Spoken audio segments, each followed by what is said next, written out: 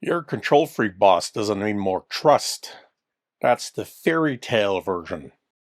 In engineering, you don't earn trust with obedience until someone magically backs off. Trust is engineered with visibility.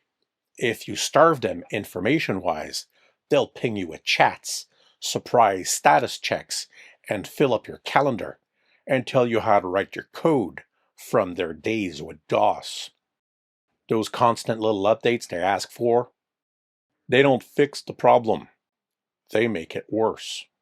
Every time you wait for them to chase you, you teach them that chasing you works. So take the bull by the horns. Send one high signal update before they ask. Shipped, blocked, next, risk, decision needed. That's it. It's not a diary, not a wall of text, just enough signal that they don't have to invent a disaster in their head.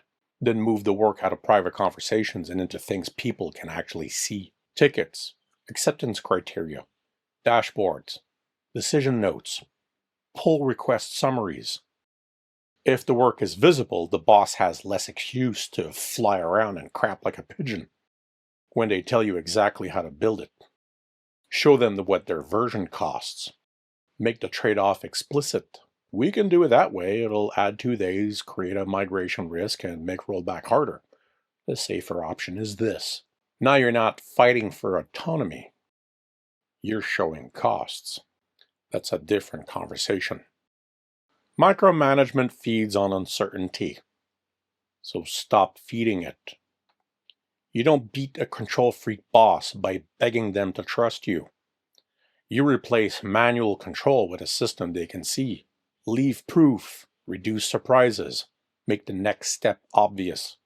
Then the next time they fly in, crap all over the place and fly out, everybody will know whose crap this is.